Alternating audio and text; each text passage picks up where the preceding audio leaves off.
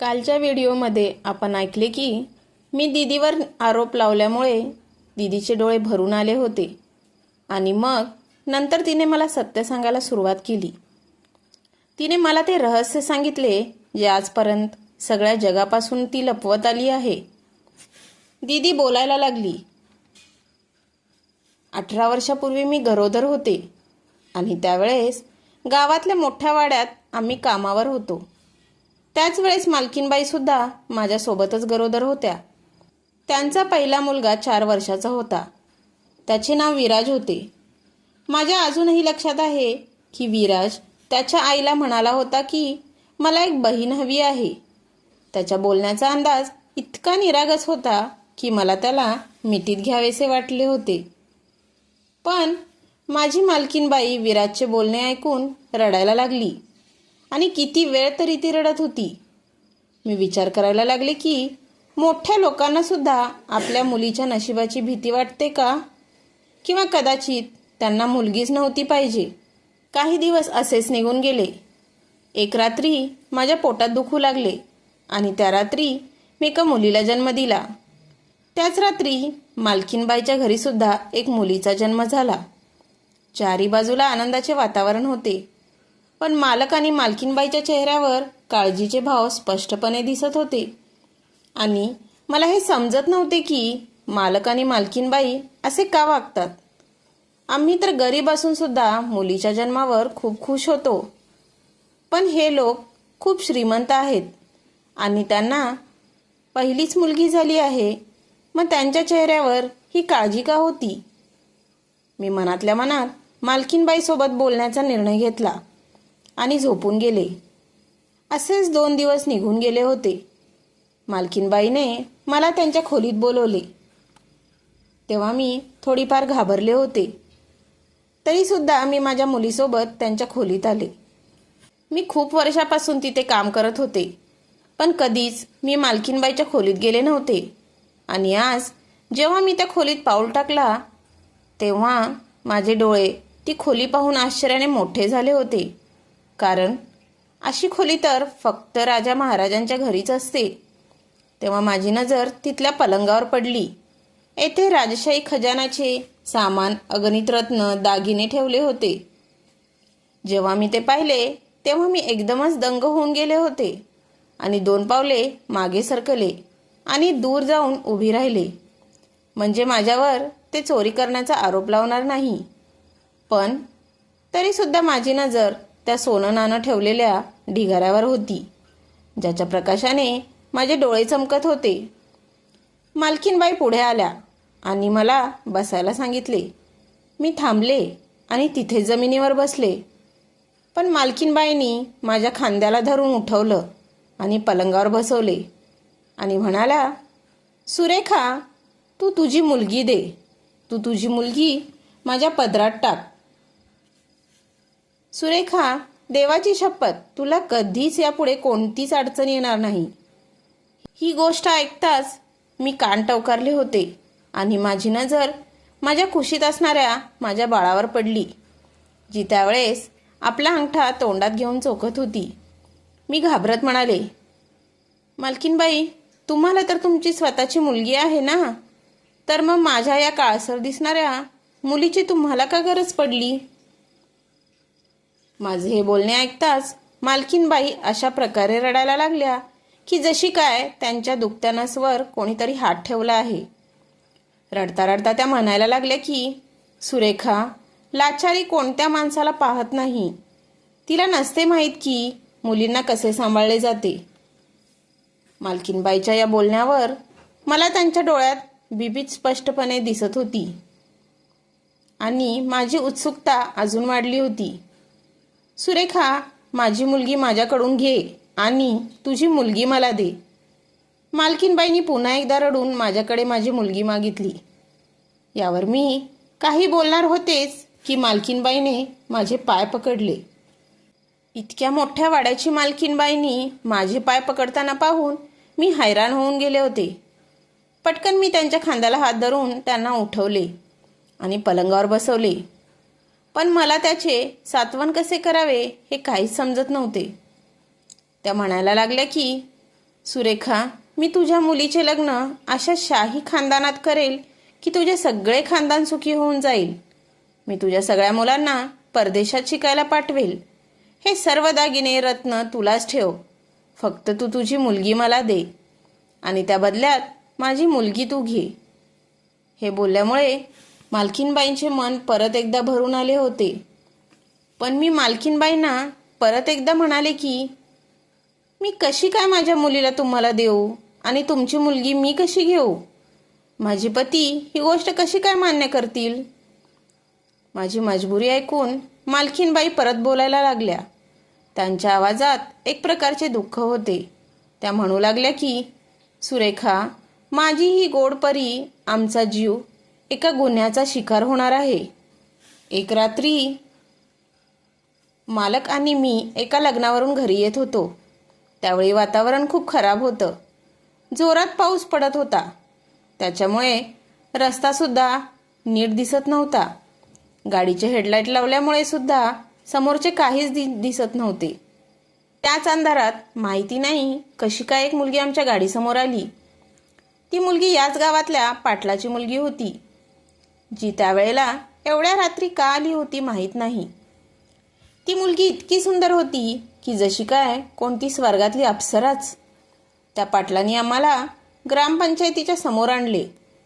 ते लोक त्याच्या मुलीच्या खुनासाठी आम्हाला माफ करायला तयार नव्हते, कारण तो खून आम्ही मुद्दामून केला नव्हता.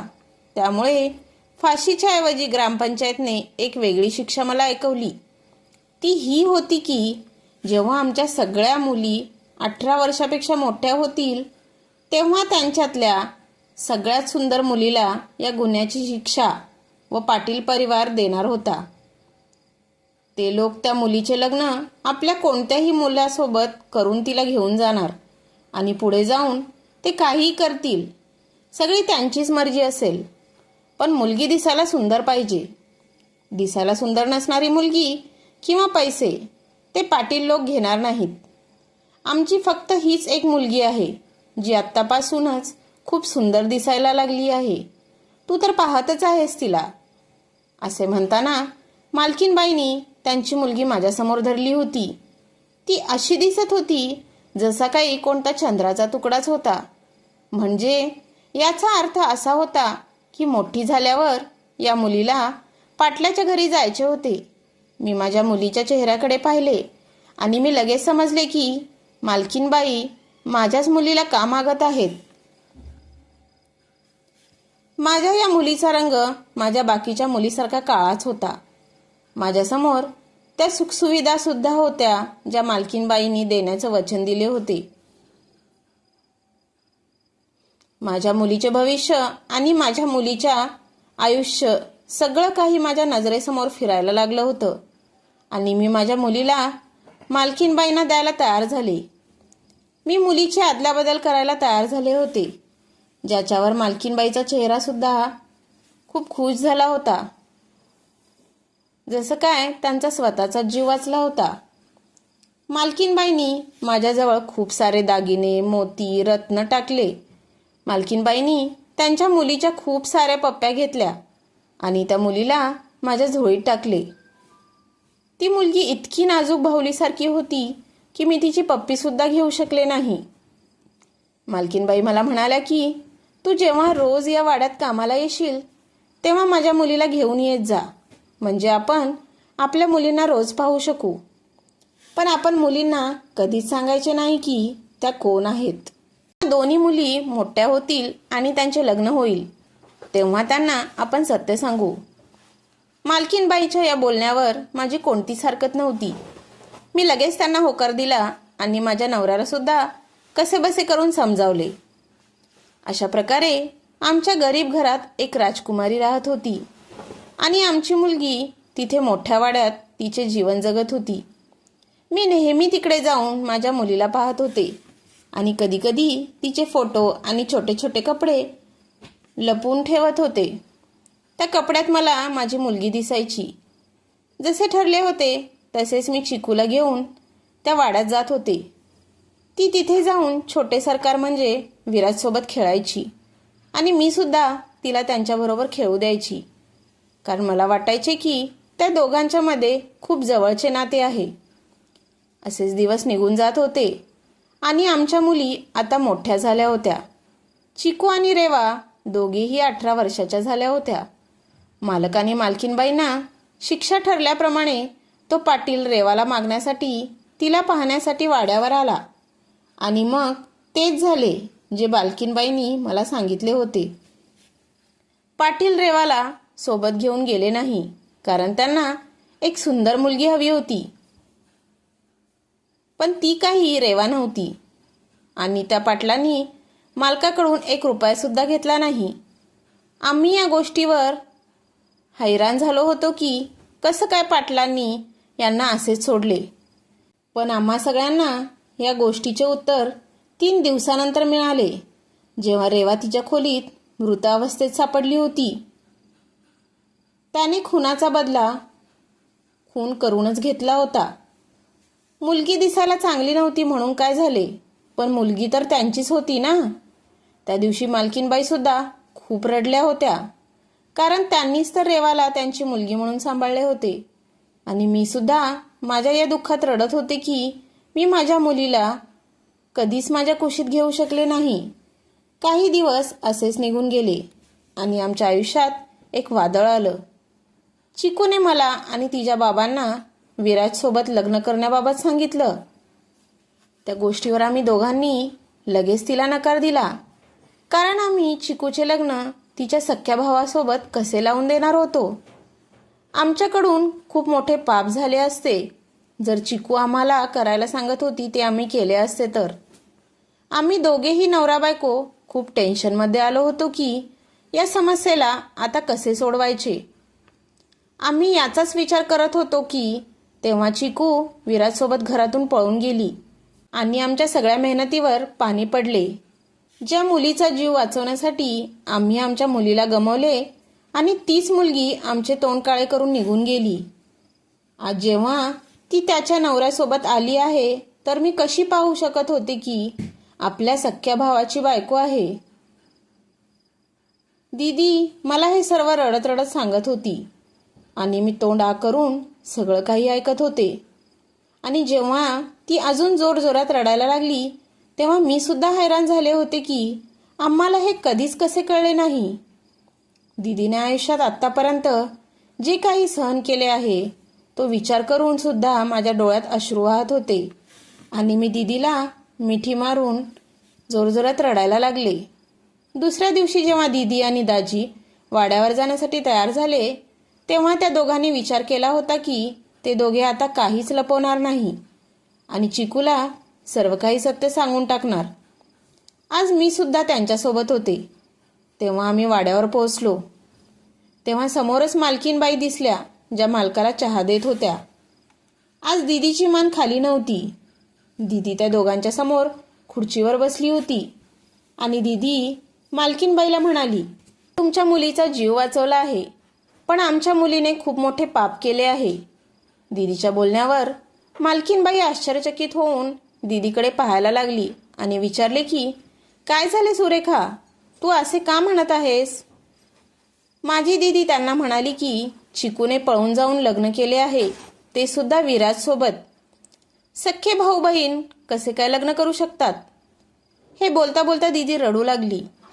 मालकीनबाईने दीदीचे बोलणे ऐकले आणि जोरात आवाज दिला, चिकू विराज बाहेर या. आणि मग मालकीनबाईंनी बोलायला सुरुवात केली आणि अजून एक रहस्याचा पडदा उघडला गेला.